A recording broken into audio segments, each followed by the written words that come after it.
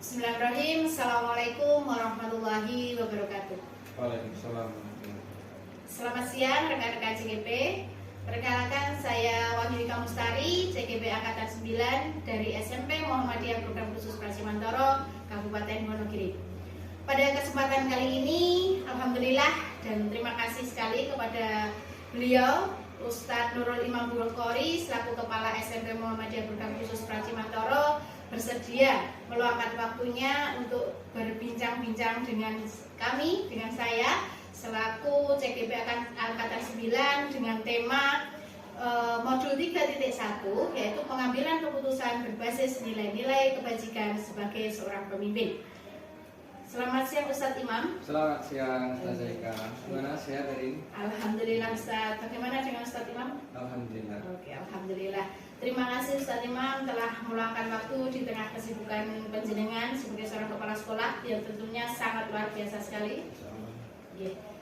Di sini perkenankan saya Ustadz Imam untuk mengajak panjenengan berdiskusi terkait dengan kasus-kasus yang merupakan dilema etika atau bujukan moral. Untuk yang pertama yang ingin saya tanyakan, selama ini Ustadz Imam selaku kepala sekolah tentunya mengalami berbagai hal.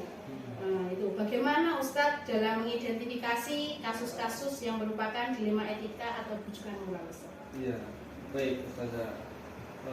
Jadi terkait dengan dilema etika dan bujukan moral ya, kalau kita tarik dalam kasus-kasus yang ada di sekolah kita, masih sering kita jumpai mengenai konteks kedisiplinan, baik itu disiplin dalam hal siswa maupun guru gitu kan. Nah, jadi saya menyoroti bagian itu karena apa? Ya, itu merupakan sebuah tantangan bagi saya bagaimana menciptakan sebuah budaya positif di sekolah itu sehingga nanti akan menjadi suatu kebiasaan. Nah, seperti prakarsa perubahan, kalau pembelajaran yang kita pahami ketika mengikuti CGP itu kan, kalau ada perubahan atau pembaharuan itu pasti tentu ada satu dua yang kurang setuju gitu kan. Nah, itu bagaimana jadi tantangan diri saya pribadi, bagaimana bisa menerapkan disiplin positif berupa konteksnya adalah ketertiban baik dari siswa maupun guru. Nah, jadi begini, kadang ada ketika hari Senin katakanlah gitu kan, ketika hari Senin itu kan ada upacara bendera kan, itu kemudian ada 1-2 siswa yang itu masih terlambat. Nah, ada guru juga yang 1 guru masih terlambat. Sehingga saya tentu saja memberikan tanggapan secara positif. Dalam artian begini, saya cari tahu dulu apa penyebabnya, kemudian apakah dia ada persoalan di jalan, di rumah, seperti itu, baru nanti saya berikan sebuah motivasi terhadap siswa tersebut. Misalnya ya, kalau memang dia alasannya logis, artinya masuk akal, itu maka akan ada toleransi. Tidak akan mendapatkan punishment atau mendapatkan punishment yang mungkin dalam kategori ringan. Gitu. Meskipun kita di sini nggak boleh memberikan punishment yang berupa fisik, tapi kita punya tata tertib dasar seperti poin-poin itu yang sudah kita siapkan dengan guru BK dan siswa. Begitu juga dengan guru ya, tetap saya memberikan penjelasan dulu bagaimana, terus saya cari tahu alasannya apa, kemudian itu harapannya ke depan itu di Senin-Senin berikutnya biar bisa tertib lagi, bisa ikut upacara, sehingga akan menjadikan sebuah kebiasaan yang itu mungkin dulunya nggak begitu disiplin, tapi dengan adanya kegiatan upacara itu, tetapi tadi jika dikaitkan dengan pengambilan keputusan itu, maka saya harus di sisi lain harus toleransi ya kan, di sisi lain juga harus menjalankan peraturan-peraturan yang ada untuk menciptakan sebuah ekosistem yang positif di sekolah kami. Luar biasa sekali Ustadz Imam, ternyata ada segi kebijakan dan juga regulasi yang harus dijalankan dalam sebuah organisasi atau sebuah instansi. Baik Ustadz Imam, untuk selanjutnya Ustadz Imam kan selama ini sebagai kepala sekolah ya. Bagaimana Ustadz Imam menjalankan pengambilan keputusan di sekolah penjenengan, terutama untuk kasus-kasus di mana ada dua kepentingan yang sama-sama benar atau sama-sama mengandung nilai kebajikan. Itu bagaimana Ustaz? Penjelasan kebijakan. Oke, jadi cara pengambilan keputusan itu pasti didasari dengan sebuah musyawarah. Dari musyawarah itu nanti akan terumuskan sebuah mufakat. Musyawarah itu tentu saja kita akan melakukan komunikasi dengan berbagai pihak dan kita mau cari tahu nih, mengidentifikasi dulu penyebabnya apa, kemudian solusinya bagaimana, terus solusi alternatifnya kalau memang itu sudah mentok kita cari jalan tengahnya bagaimana supaya kedua kepentingan itu bisa berjalan beriringan. Baik, oke, terima kasih Ustaz. Untuk terkait tadi pengambilan kebijakan tentunya pasti memerlukan komunikasi dan juga diskusi bersama untuk menghasilkan sebuah keputusan yang terbaik ya Ustaz ya. Baik, untuk selanjutnya Ustaz Imam, langkah-langkah atau prosedur seperti apa Ustaz yang biasa penjenengan lakukan selama ini untuk mengambil keputusan tersebut? Jadi pengambilan keputusan itu tentunya kita harus mengumpulkan data-data sebanyak mungkin. Data-data itu yang kita perlukan apa?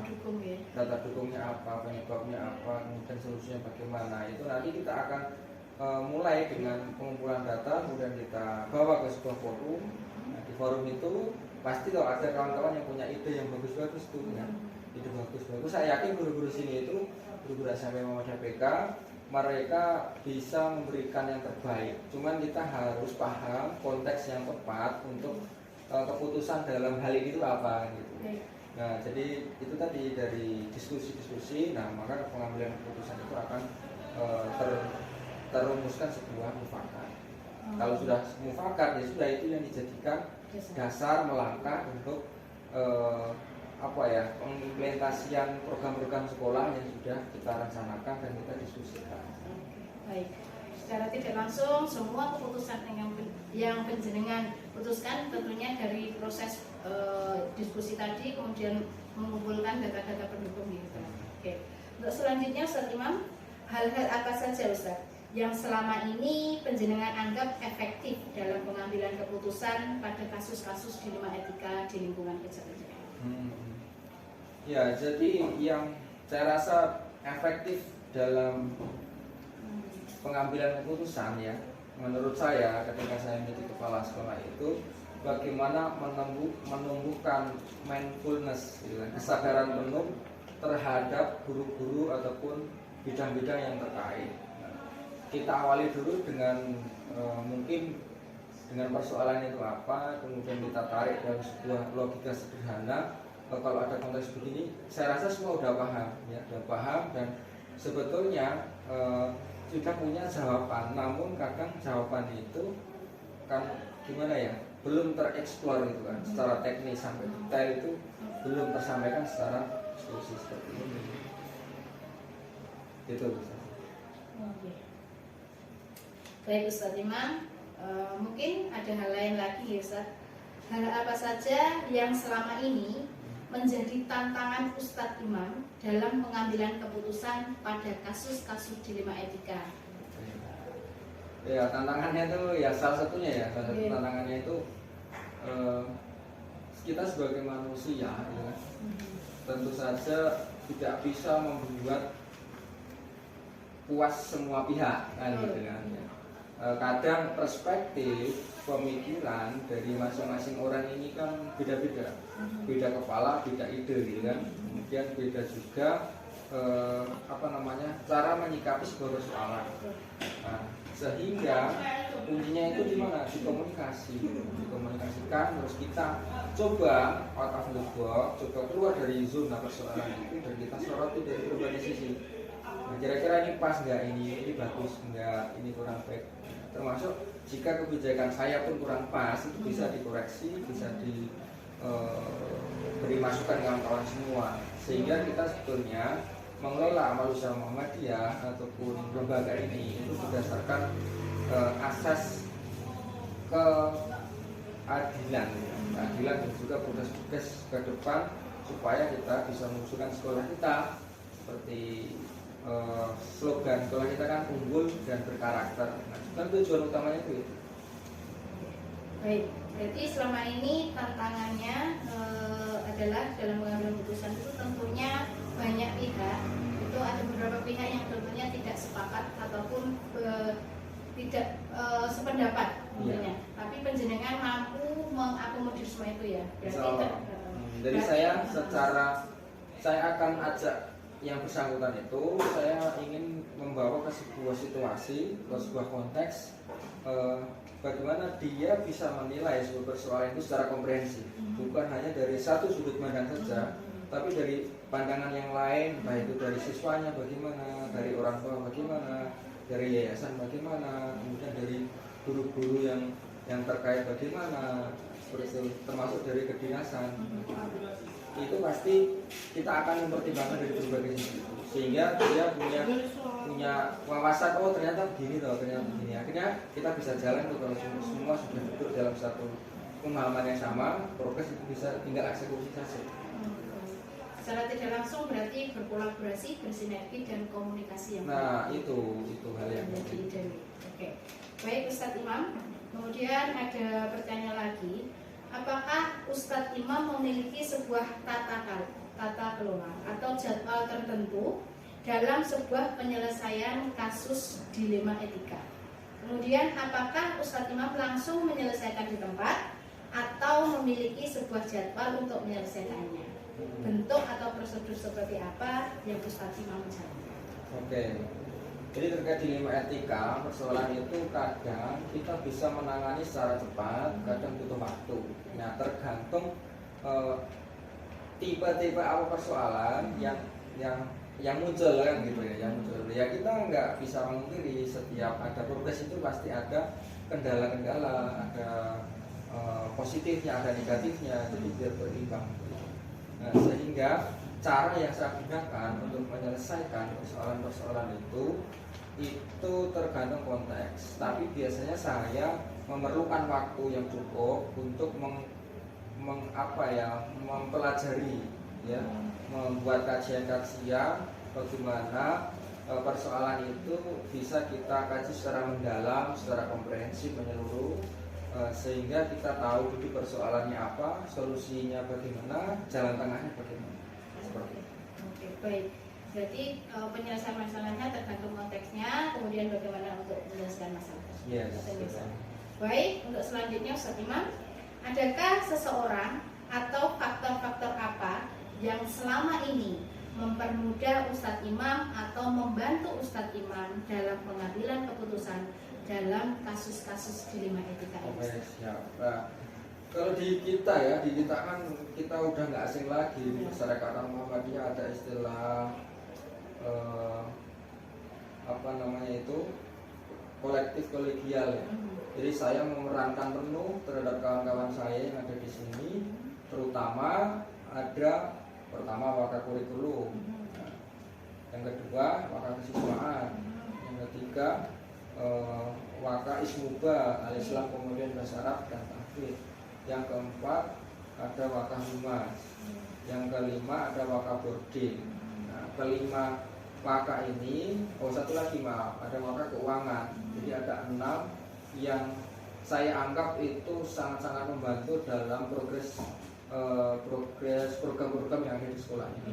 Termasuk mereka berenam ini karena kita memegang prinsip kolektif kolegial, maka saya beri wewenang penuh bagaimana memanage bagiannya masing-masing sehingga itu akan menjadi daya sebuah kinerja yang sangat-sangat signifikan dalam penerapan kebijakan di sekolah kami.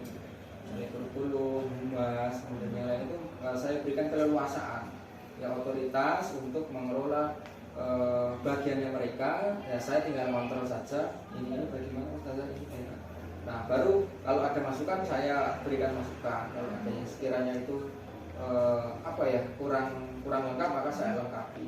Tetapi tentu saja saya memberikan kepercayaan penuh terhadap masing-masing waka saya, itu untuk memberikan pelayanan yang terbaik. Dan kuncinya satu, pembelajaran atau aktivitas kita ini berpusat kepada siswa. Jadi itu nggak bisa ditawar lagi kalau berpusat pada siswa. Nah, maka dari itu maka perlu adanya selalu kontrol dari saya. Gitu. Baik, luar biasa sekali Ustaz. Ini mungkin terakhir Ustaz. Terlalu banyak tanya, ini waktunya Ustaz. Kemudian ini Ustaz yang terakhir. Dari semua hal yang telah penjenengan sampaikan, Ustaz Imam sampaikan tadi, pembelajaran apa Ustaz yang dapat penjenengan petik dari pengalaman penjenengan mengambil keputusan di 5 etika tadi? Pembelajaran yang saya ambil itu ya tentu saja teori-teori yang secara teoritis kita pelajari dalam pendidikan guru penggerak, selama guru penggerak itu sangat membantu kita, utamanya saya yang di sini diamanai menjadi kepala sekolah, sangat membantu dalam hal penyelesaian persoalan-persoalan itu. Masalah-masalah itu akan mudah saya atasi dengan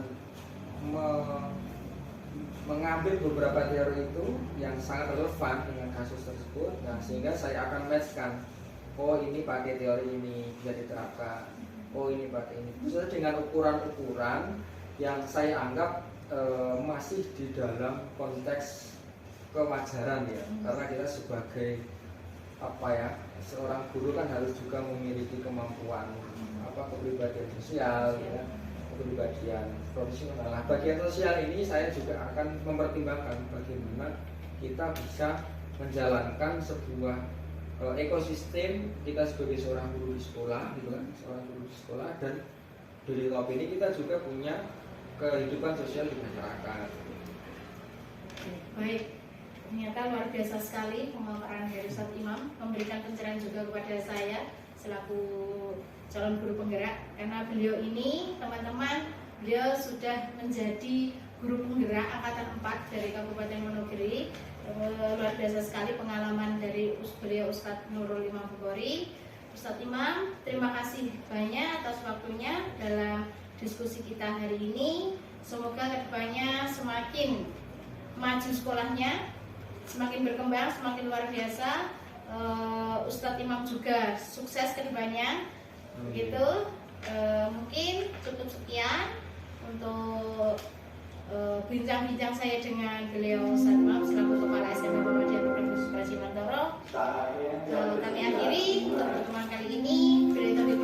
Wassalamualaikum warahmatullahi wabarakatuh. Waalaikumsalam warahmatullahi wabarakatuh.